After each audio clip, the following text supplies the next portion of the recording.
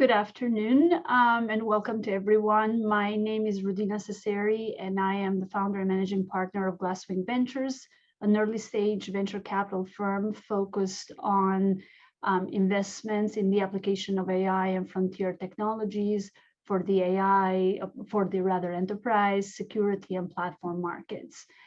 We're delighted to partake on this Boston Globe technology focused event. And I would like to welcome our two speakers for this panel, Stéphane Trouvé and Sirisha Kadamala-Kalva. Stéphane and Sirisha, would you like to join me, please? Thank you. Hi. Hi, welcome. So we have a big topic to cover, so I will get started right away. But for a little bit of background and grounding for our conversation, Stéphane is the co-founder and CTO of Recorded Future, a high and fast-growing technology company with a particular focus in the security space and real-time threat detection and intelligence. And Sirisha has recently, as in the last couple of months, I believe, joined a new entity, Data Robot, which is focused, of course, the big vision is the democratization of AI and, an evolving focus on AI cloud. So welcome to you both. I would like to start our conversation with a very high level question around what does the notion of businesses, small and large, mid-market and large enterprises going through a digital transformation mean in the context of your roles and how you view data? Stéphane, would you like to kick us off? Thank you. Yes, absolutely. Well, I think what we've seen, especially over the last 2 years with the whole COVID thing, essentially, we've had people have been saying we've had sort of 3 decades of digitalization happening in 2 years. So I think it's pretty remarkable. I mean, first of all, I think it's remarkable how well it's actually worked, how people have adapted to new ways of working and so forth. But of course, it's also opened up for all kinds of new threats to organizations. As you said previously, we're very focused on risk analysis. And we're clearly seeing that as companies move online and people move online more, there are new attack vectors opening up. So I would say that it's both been given a lot of new opportunities, but also a lot of threats which people need to be aware of, both from a private and from a business point of view. And to that end, Stéphane, sort of when we speak about security, we say every data connection now has become a point of vulnerability. Roughly, do you think that the attacks have grown orders of magnitude higher, some multiples higher? How would you quantify or just give folks a sense of we have in 12 to 18 months, we have advanced in tech adoption, data usage 30 years. What has that done on the security vulnerability side and the attacks? It's hard to quantify it like that. Maybe it is an order of magnitude, actually, because I think maybe what's being transactioned online now has grown probably an order of magnitude in general. People move, take a simple example, people move from physical meetings where you are pretty aware of who's in the room. All of a sudden you're doing Zoom or Meet or whatever meetings where you can't always even be certain who is in a meeting. And I think, or in a car for some of us traveling. Yeah, that's right. That's right. I'm mid-travel here, so I ended up being in a car in the middle of nowhere in England. No, but I think, to be worried about and appreciated as to what we can do in this day and age, right? Yeah, no. And I think, as I said, we've sort of quickly jumped into this new way of working, but clearly we haven't sort of updated our practices. I think the example, when occasionally you're in a meeting and all of a sudden some unknown number calls in and people after a while realize that, and then they start wondering, who's this, and the person doesn't answer. And, maybe it's someone who just got the wrong link or something else, but it's a very concrete example, I think, of the new kind of threats. If you're afraid of losing important information, for example, you need to take those kind of things into consideration, of course. Thank you. And Sirisha, you have just joined Data Robot, and it's a new role. It's a Chief Strategy Officer role.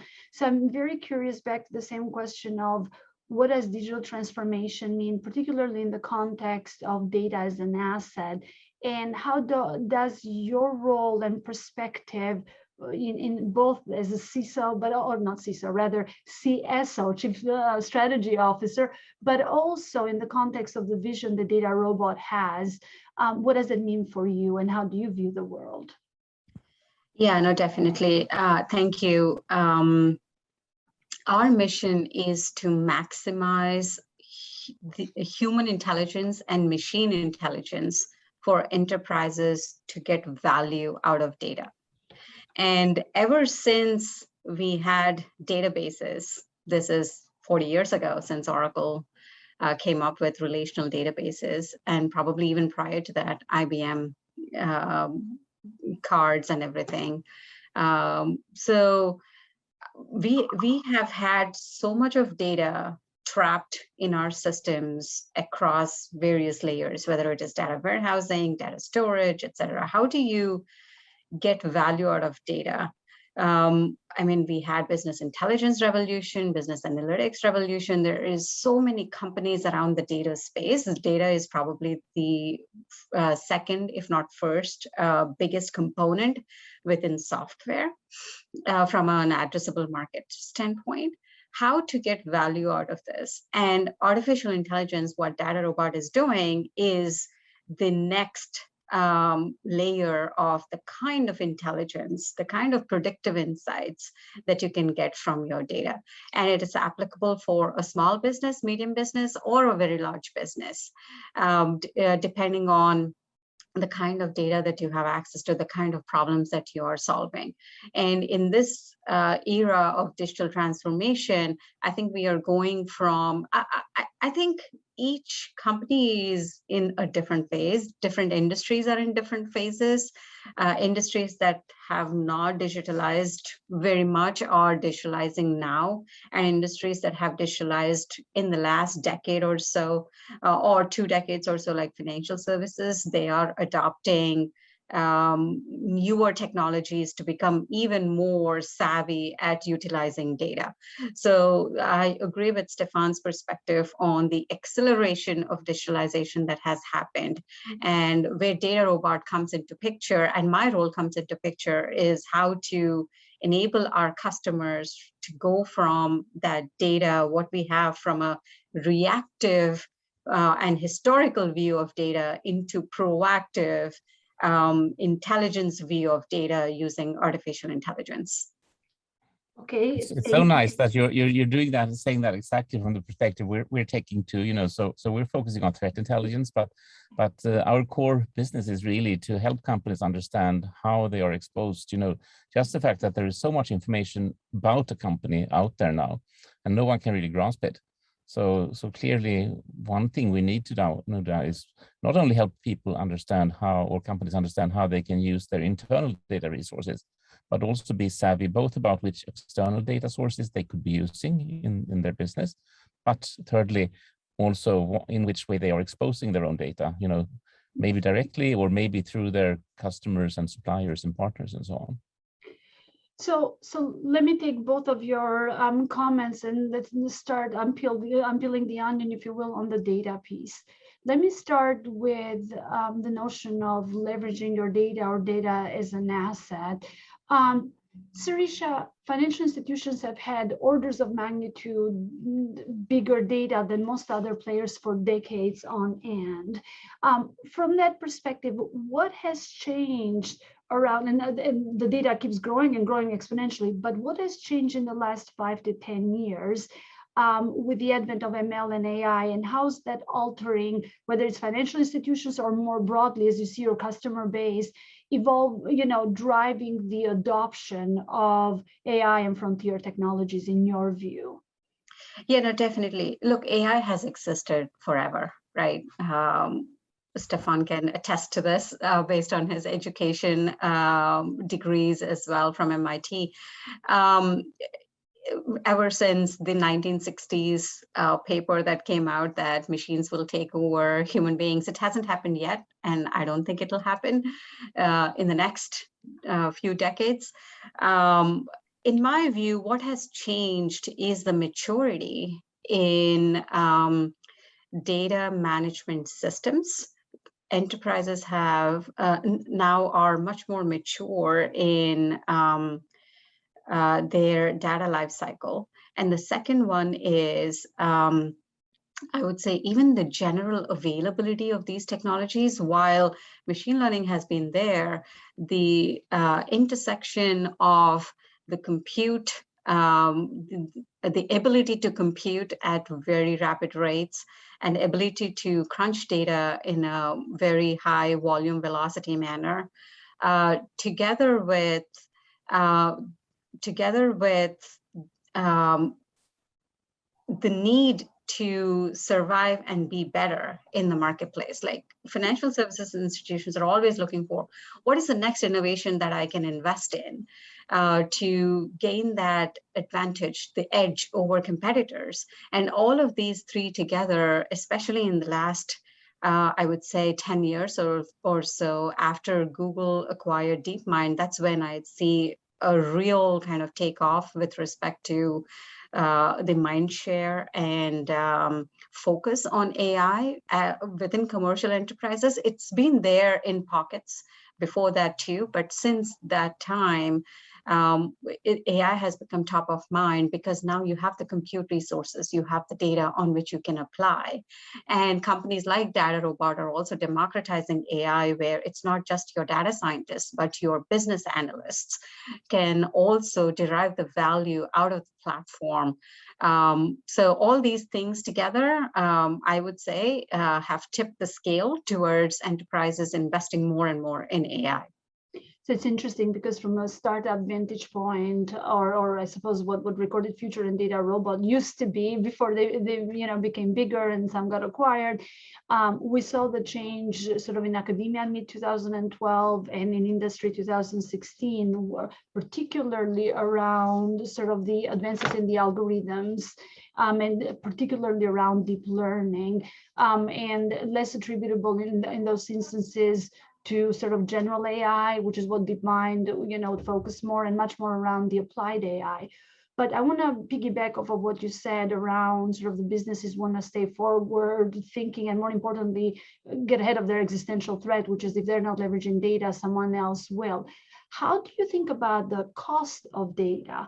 Because it's one thing that the compute costs have come down. It's another thing that the cost of storing data on demand, think about it, hot storage and being in the cloud remains very, very expensive. So we can all talk about the value of data and AI, the intelligence, the predictives and prescriptives someday that we can tap into. But if it costs $20 to $40 million to have a year's worth of data on demand, how much value can we really derive? How do you think about that dynamic, and how does DataRobot, approach that challenge for enterprises?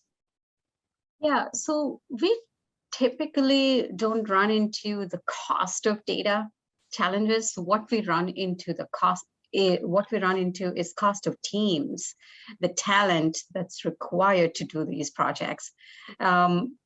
Storage, for all intents and purposes, there are so many different tiers of storage that you can efficiently store terabytes and petabytes of data these days, and it's growing exponentially, right? So data storage is less of an issue. What's important is what you do with that data, right? How are you able to connect the disparate sources of data that's in your enterprise, how you're able to get value out of these disparate sources? That is where a lot of mess lies, and that's the overly tangled part in enterprises that a lot of different companies in the data management space, we do data preparation as well, specifically focused for data science efforts. But that untangling of how you can get value out of data is even more important, in my view, than that data storage part. Yeah, I mean, the cost still remains expensive, and that's why the snowflakes and everyone else in the market has emerged. But let me shift to security. Stefan, it used to be that one more endpoint was great, and these days it's like, no, no, no. You have AI, bad actors with AI engines and good actors going on the defense. How has data changed the security business? Not simply sort of more data, more vulnerabilities, but also as you look at providing real-time solutions to an ever-evolving market. Yeah, I mean, I think, it's first of all, I have to agree with Sirisha. I don't think that the cost of data storage is actually what's prohibiting people from doing things. I think there are extremely few businesses where that would be the key factor. I think the sort of organizing or management of data, and as you said, Sirisha, the cost of the people needed to do it is by far surpasses the actual storage cost and so on. But on the security side, as you said, it's another field where we have become more data driven, and we have to become more data driven. So, both if you look at on the good guys, in terms of needing to have more extensive monitoring of all their systems, all their endpoints, all their networks and so on, it's huge amounts of data. That's why we have companies like Splunk, for example, and others which have come up and who are now helping manage the raw data. But it's the same thing there. Deriving value out of the raw data is really the hard part. I mean, that's why we're taking this opposite approach of looking from the outside in on companies, because of course, you could keep track of all the IP addresses in the world which your systems are communicating with, but that's meaningless data unless you have some kind of information about what's dangerous, what are the bad IP addresses. So I think the fascinating things there happens at the intersection between your own corporate security or network data and what you can get from the outside world. Yeah, no, go on. No, I was going to say, where do you find, sort of as you look at the market, where do you find most attacks or vulnerabilities occur? Is it still organized, attackers, if you will, whether they're state-sponsored or organized crime, going straight on after big institutions? Is it more that they're coming through back doors around, trusted vendor networks or your supply chain? How should we think about that part of it? I think, first of all, I mean, it depends a bit on which industry you're in. If you're defense industry, for example, then you should probably worry significantly about state actors who would be interested in stealing IP from you and so on. But if you look at, any sort of general company, I would say that the biggest threat today is definitely right now, the ransomware gangs. And the reason is that they are completely oblivious to who you are and what you're doing. They are hunters. They're going after the weakest animals in the flock, if you like. So if your system happens to be, out of date and not patched and vulnerable, they will find that and they will execute on it and lock down your systems and demand a ransom for it. And it's interesting, so they really haven't developed their technology a lot in recent times. What's happened is that they actually developed their business models, if you like. So, the fact that they've professionalized it, they've separated out between the guys who write the ransomware and take care of getting the ransom paid and the people who help them get into vulnerable systems. Very, very simple, but still it's a big shift, because that means that they can scale much better. All of a sudden, they can solicit assistance from small crooks who happen to have access to one system, and they get a piece of the pie when there's a successful attack. So that's meant that it's scaled up. That's why we see definitely an order of magnitude increase in ransomware attacks, and across the board, everything from small companies to the largest corporations, hospitals, and whatnot. Fascinating. So a question to both of you, sort of coming back to the 30,000 foot level. You say data, you say AI, the thing that comes up immediately is either shortage of talent on the data scientist and related side, or, oh my gosh, AI is taking my jobs. So let's tackle both of those, the truths and the myths, and I'll open it to both of you, whoever wants to go first. But let's tackle with the sort of the need for data science talent, ML talent. How are you viewing that piece in the labor market, and perhaps helping both tackle it somehow and trying to identify new talent for your own organizations? I could go first if you like. So, I mean, there is definitely in sort of industry overall a shortage of talent, no doubt. But I think also the threshold for applying AI has gone down significantly over the last, let's say decade or something, in terms of ready-made libraries, and there are a lot of things you can do without actually writing code now, even for some basic machine learning applications, for example. Yeah. That said, there is still a huge need for more talent, and I think maybe people are overemphasizing, the fact that you should hire your sort of newly baked AI engineers straight out of university. I think what companies should do more is actually focus on educating their current engineers, etc. I think if you have a solid software background, taking the step into starting working with AI technologies and machine learning and so on, it's not insurmountable at all. So I think that push on educating your current employees, I think, is maybe the fastest path to actually starting to do things. And it's an interesting notion, right? Because when we've talked about retraining workforces, it's always been blue collar roles as opposed to the highest of the highest trained and typically the highest paid talent. So it's an interesting notion to say, hey, we've entered a new wave in tech, and let's get our very talented group of employees and retrain them. Sirisha, how do you see it, and how does it manifest for you?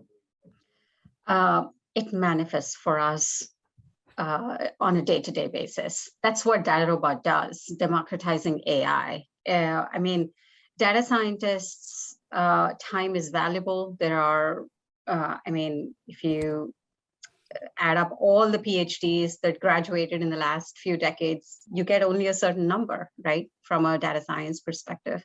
So I agree with Stefan about the educating the workforce. Every employee needs to look at companies' data, at their own company's data, and should be able to take decisions. That's the ultimate stage that we all want to get to. That's the holy grail.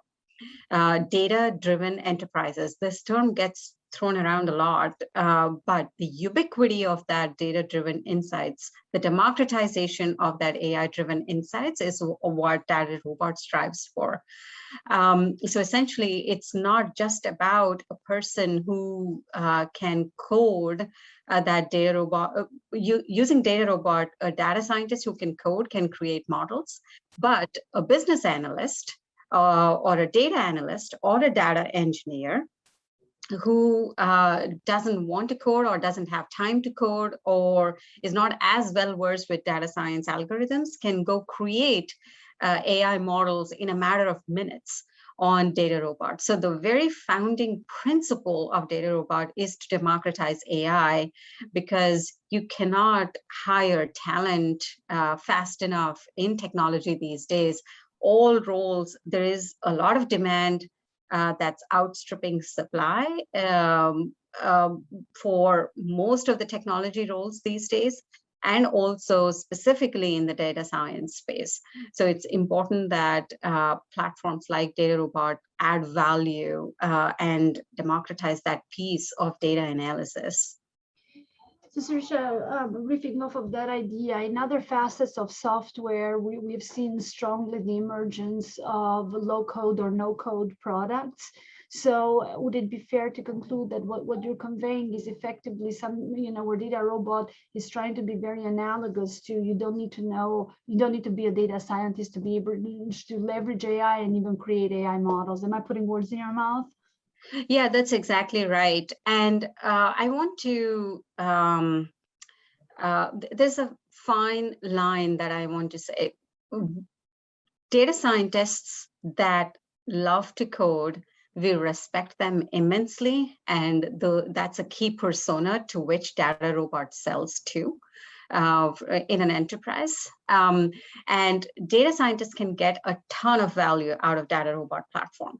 And along with it, given you cannot hire data scientists at the rapid rate that you will need for your businesses, whether it is cost prohibitive or time prohibitive or shortage of talent, we are able to, in a 100% GUI format, graphical user interface. So you can call it as no code, I guess, in the latest term, Data Robot can help your business analyst to do models. So we serve both personas. Does that answer your question, Rutina? Yeah, no, it does, which is, I think there is a rise of, democratization across technology. How about the other side of the equation, which is there's been a lot that's been published around automation away of jobs. And again, these are high paying roles, and what AI, what role AI plays in that. What are your views far beyond your own organizations around concerns of automating away jobs?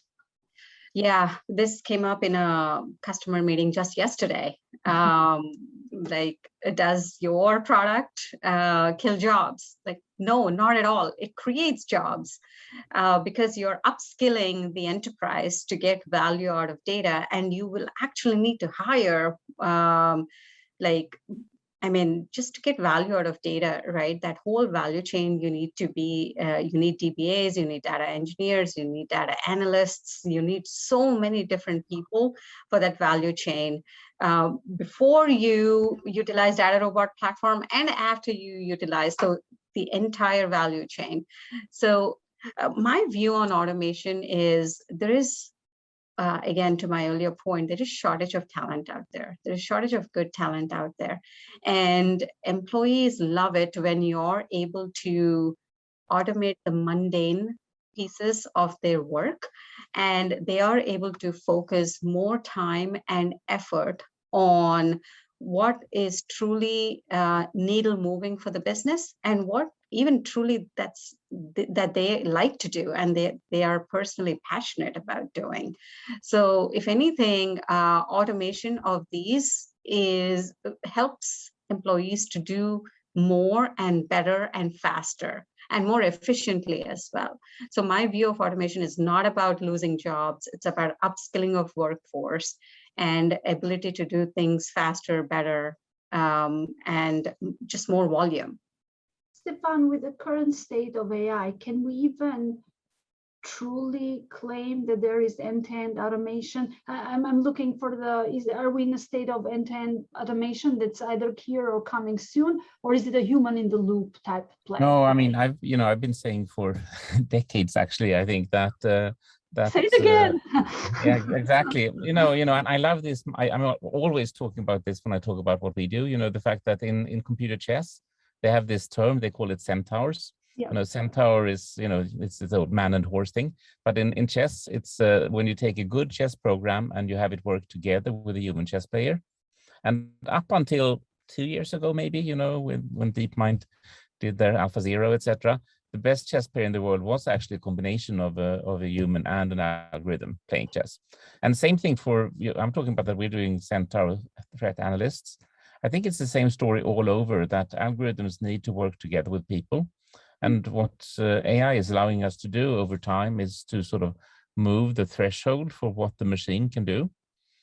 There are a couple of tricky things in that. I think the most tricky part is to have, let's call it a fancy word, self-conscious AI, an algorithm which actually understands when it should hand over to the human. The best example is in self-driving cars. I mean, one of the big reasons self-driving cars haven't come around yet is that it's very, very hard for a car to decide when it's not really capable of understanding the road and being able to drive. And then you have the challenge that at that point, you have a millisecond to hand over to human driver. That just doesn't work. But I think it's the same in many fields, that to understand where to draw the line between what the humans can do and what the machines can do is tricky. And then to understand how to do that handover in a good way. I completely agree. And I think that to both of your points, you also have the facet where the mundane and the repeatable means that it's data that repeats. So you might have more structured data and more easily usable data, so that you can push to the machine, especially where faster processing with the compute that we covered can be done. And then you can leave the more creative piece to the humans in hopes that, we think outside the box, with the challenge that you just noted, Stefan, which is that tricky handoff of back and forth. But I think also sometimes you actually, something which you thought needed a lot of human creativity and so on. Sometimes I think when you can come to a point where you realize that it's actually pretty straightforward to shift to do algorithmically. One example in the intelligence business, they like to talk about this cycle of intelligence when you plan what you're going to do, and then you go out and collect data and you analyze it and you write reports, and then you do more planning. This planning phase is something we've been working on to see what can we automate there. And actually, just having the algorithms in that case, look at the existing data, understand where the holes are, where should you look for more information. It's something which actually lends itself surprisingly well to do with algorithms for some cases. But as you said, there is always this sort of creative part, or maybe the part where you synthesize a lot of sort of seemingly disparate pieces of information into a holistic picture. Those are clearly examples where humans still shine. Most humans, at least, still shine compared to machines. By the way, as a side comment, I'm very, very curious what your view is as you think about the dark web, which I know Recorded Future, offers capabilities on that front. Historically, we've had literally humans posing as bad actors to go and support their clients. Is that a role to fully automate? It's a loaded question. Go ahead.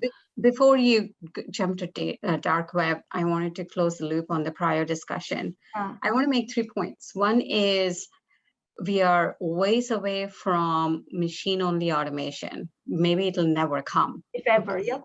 And the second one is, at Data Robot, we don't use the word automation very much. We use augmentation as the word, because machines help human beings to do something better, faster, just like how we didn't have calculators, and calculators really helped us to do a lot of data crunching faster.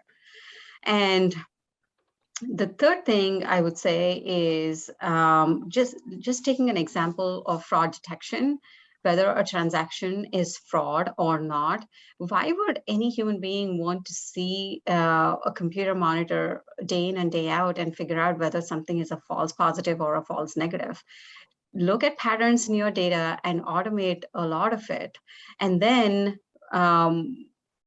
instead of analyzing 100% of your transactions, analyze only maybe 3 to 5% of your transactions, which are high value. So that is the kind of leverage that you get with machine intelligence.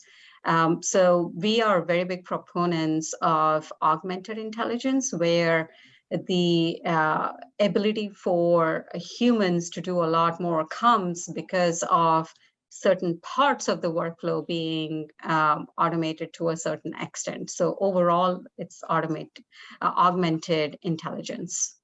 It's interesting, because maybe that's a sign of sort of immaturity in the field, because we're using the words differently. So when we talk about automation, it's really about doing, machines doing things which humans can do well. In our case, reading text, understanding the gist of the message in a text, or driving a car. Humans do it great, but it's hard to scale up humans. So therefore we scale it with algorithms. Whereas augmentation for me is really when you have algorithms that go beyond what humans can do. For example, looking at huge data sets or very high dimensional data, which our small brains actually don't do very well in many cases.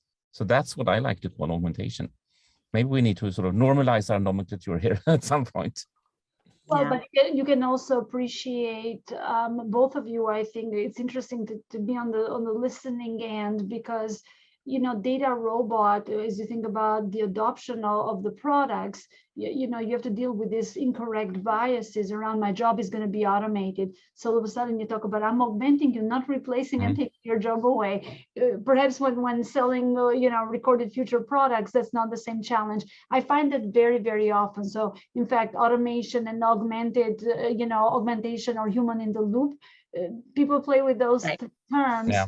More no, I think we I think we agree fully on the different use cases, and you're right. I also don't believe that the typical cases is that you replace humans with automation. So, either you automate parts so that the humans can focus on the hopefully more interesting and more demanding tasks. But in many cases, when you automate with algorithms, you do that to do things which you could never do it with humans, because it would just not be possible from a cost perspective. Reading everything that's published on the internet, you would not like to hire the 100,000 people you would need to do that with humans. Nope, nope, So, you wouldn't. But we're already acclimating into that. It's the more immediate, oh my gosh, how will my role change, that perhaps feels more threatening. What about the privacy piece of data? Data explodes. There's a lot of regulation, as I'm sure both of you are very familiar, whether it's GDPR in Europe, CCPA in California, Brazil, Argentina have increasingly instituted privacy laws that are pretty stringent. How do you think about the privacy piece of data, not simply from a right or wrong point of view, but also what it means for everyday enterprises, and how do we create value, but also, comply with giving the owners of their data, their own data, and abide by their privacy rules. Any thoughts on that?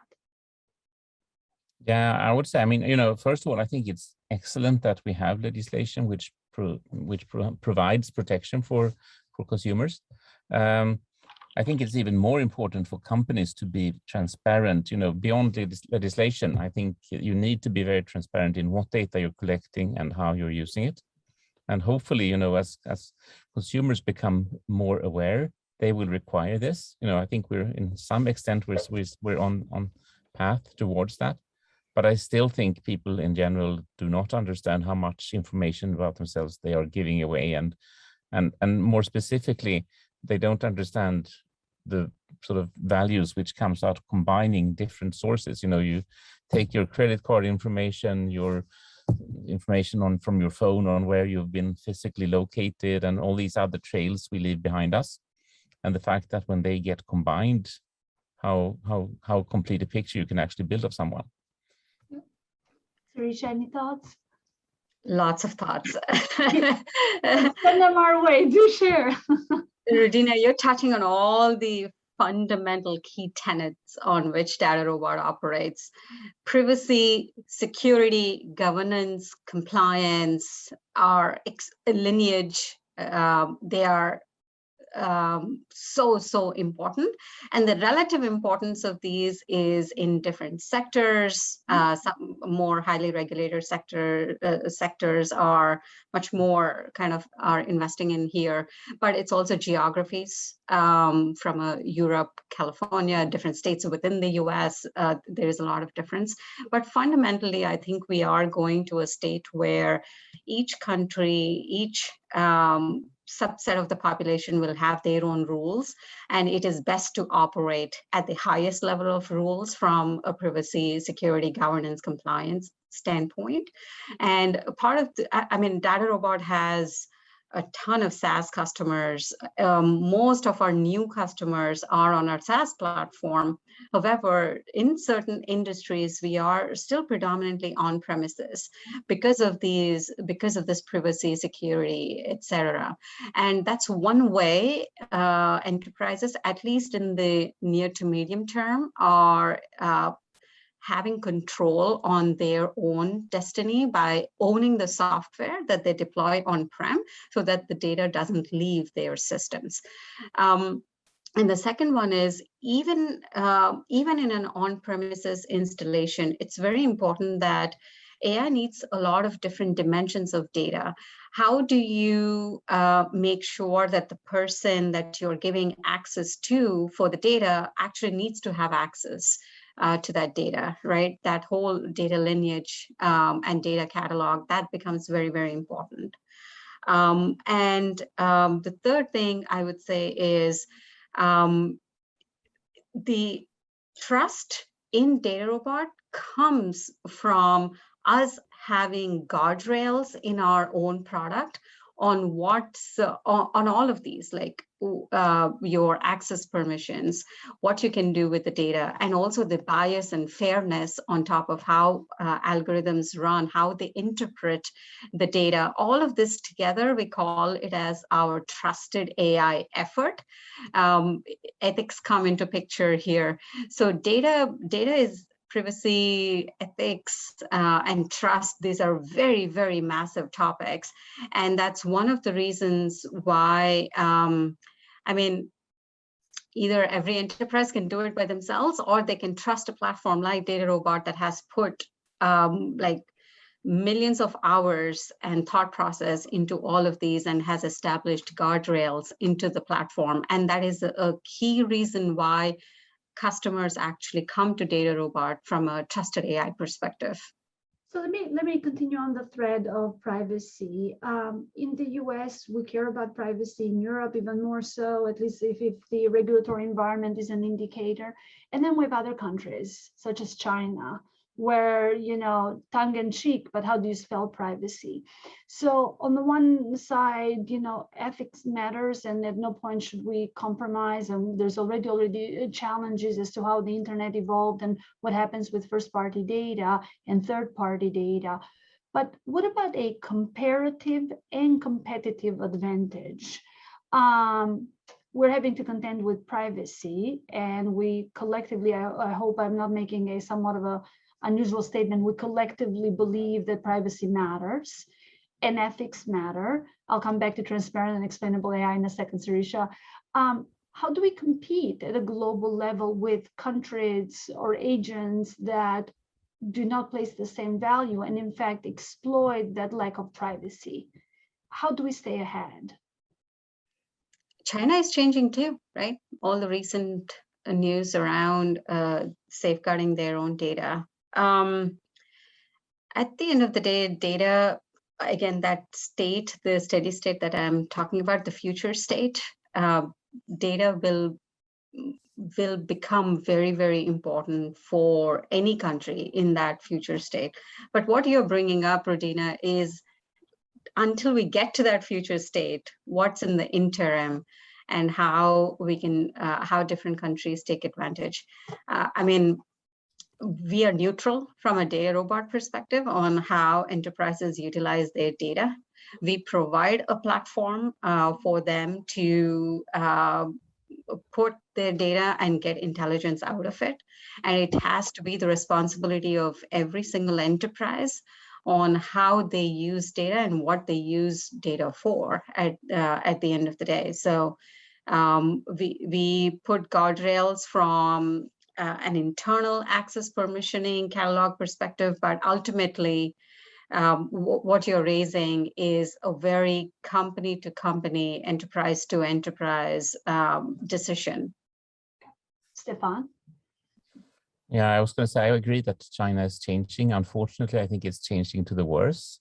So I think we're seeing even more now how the state there is trying to take over more information. You know, a good recent example is how they've been trying to shut down, for example, or control, you know, some payment services and promoting their own central bank digital coins instead. That's a good example of where the state wants to take more control. And of course, if you own the right to monitor how people are using their digital currency, that's another great way of seeing who's doing what and who's sponsoring what and so on. I'm unfortunately quite pessimistic about where China is going in that sense. And of course, there are other states as well who are going in the same direction. So and I'm quite fearful about how those kind of states will be using technology to increase monitoring of their populations. And of course, not only their populations, you know, you can also see how China, for example, is selling surveillance technology to other not so nice states in Africa, for example. So I think, you know, I don't want to be too black and white, but I think there are very scary examples right now of how surveillance technology based on AI is spreading to exactly the countries where you don't want it to be. By the way, as I'm about to embark on the next question, I would like to let the audience know that, you know, we only have a few minutes left on this discussion, and please post any questions for Q&A after this next question. I'd love to pick from your set of questions. As we think about sort of the string around security, data, privacy, let's talk a little bit about data biases, because I think we hinted on the misuse of data, but what about the data sets that we have and are using, and all the implicit or explicit biases How do we think we will deal with those as an industry? So less about your specific company level, but more at an industry level, especially in the face of increased scrutiny at the government and regulatory entities.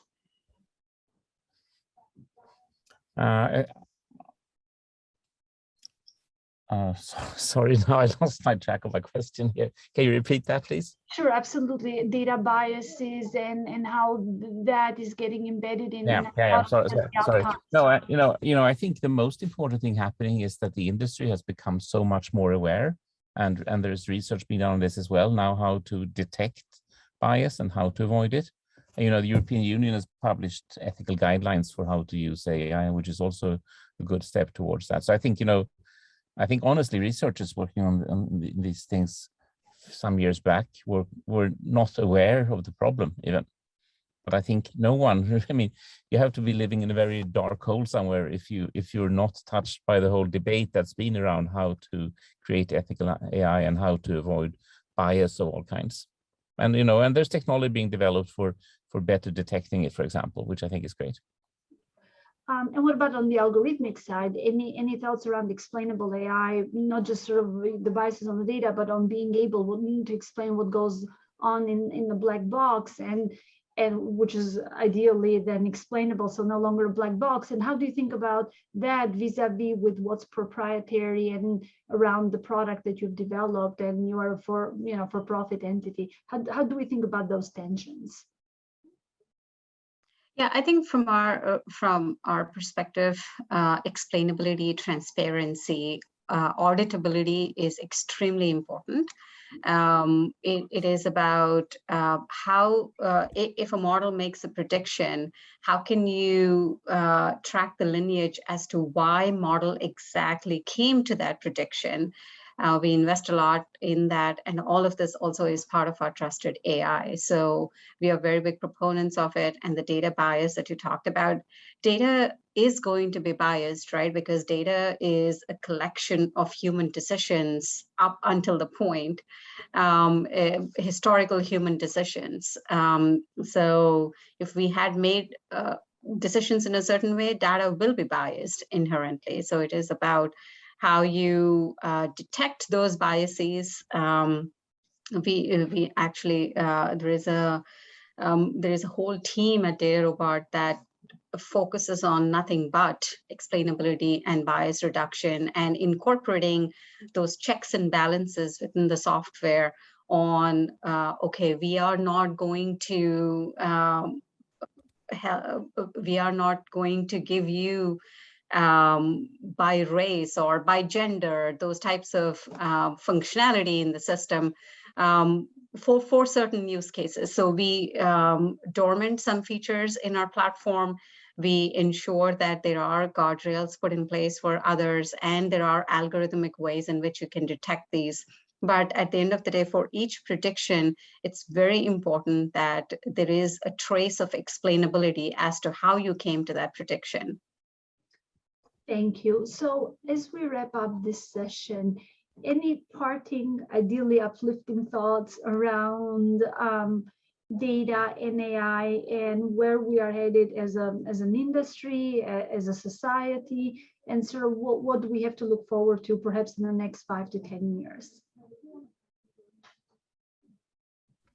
I'm excited for myself and for my daughter, and for all the folks out there for AI. Why for your daughter? I have a daughter too, a young daughter. So why, now you hit a point. Why for your daughter? What do you think it will mean for her? Yeah,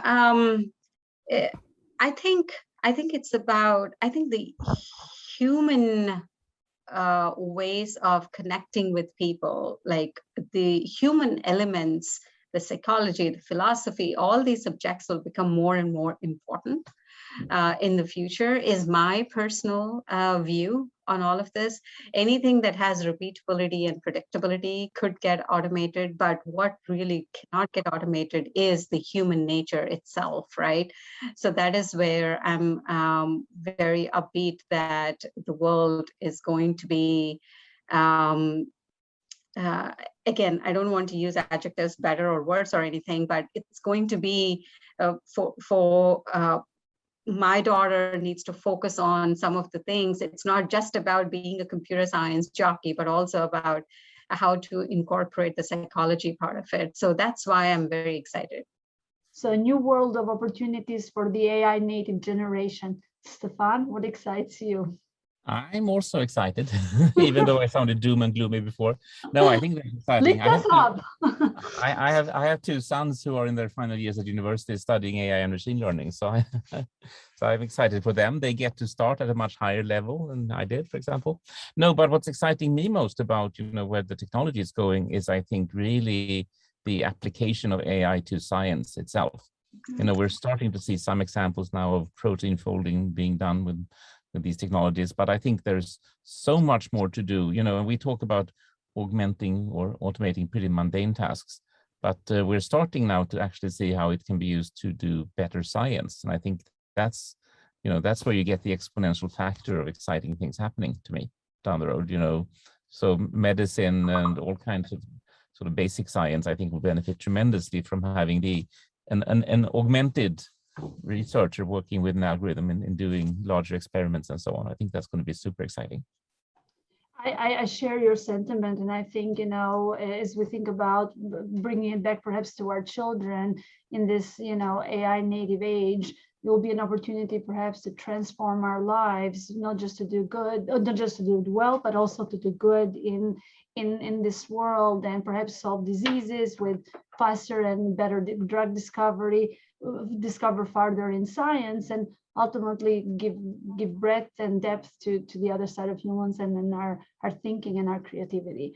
Well, I will pause our discussion here. Thanking both Sirisha and Stepan for this conversation, and the Boston Globe for facilitating and organizing the gathering. Thank you very, very much. Have a wonderful rest of your day. Thank you very much. Thank you for guiding us through this. Be well, everyone. Bye-bye.